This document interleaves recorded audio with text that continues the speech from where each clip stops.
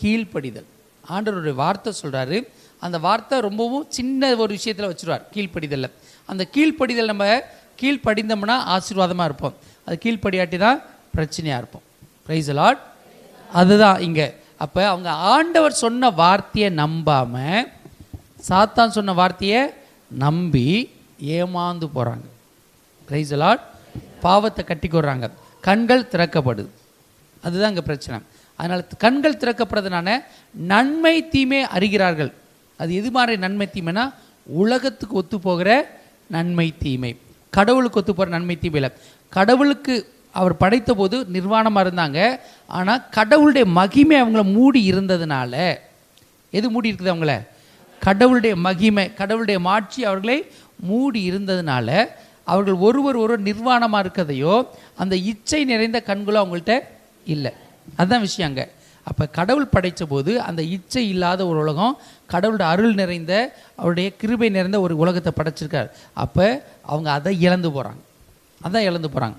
அப்போ மனுஷன் உண்மையிலே இந்த உலகத்துக்குள்ளே உள்ளே வரான், சரிங்களா? அப்போ ஆண்டவருடைய அருளில் மாட்சியில் மகிமையில் இருந்ததுனால அவனுக்கு ஒன்றுமே தெரியல. அவன் வேறு சிந்தி என்ன செய்யலை, உழைக்க தேவையில்லை. அவர் வேறு லெவலில் வச்சுருந்தார். ஆனால் நம்ம சில நேரத்தில் அப்படி தான், நம்மளே தவளை தன் வாயால் கெடும். அதுபோல் சில நேரங்களில் சில இடங்களில் வாய் பேசியே என்ன செய்வோம், கெட்டு போவோம்.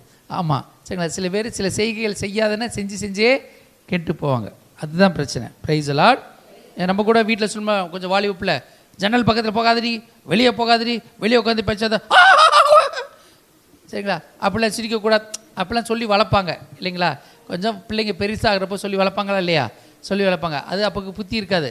அப்புறமா பட்டு சீப்பிட்டு போகிறப்போது அப்புறமா சொல்லுவோம், எங்கள் அம்மா அப்பயே சொன்னாங்க, நான் தான் கேட்கல. அதைத்தானே நாங்களும் சொன்னோம். அப்போ கேட்காம இருந்தால் அப்படி தான், சரிங்களா? Praise the Lord. அப்போ இந்த ஒரு காரியத்தினால தான் கடவுள் தம்முடைய ஒரே மகன் என்ன செய்கிறாரு, இந்த பூமிக்கு அனுப்புகிறார். மானிட மகனாக பரத்தை அனுப்புகிறார், பெண்கள்னு பிறந்தவர் அனுப்புகிறார்.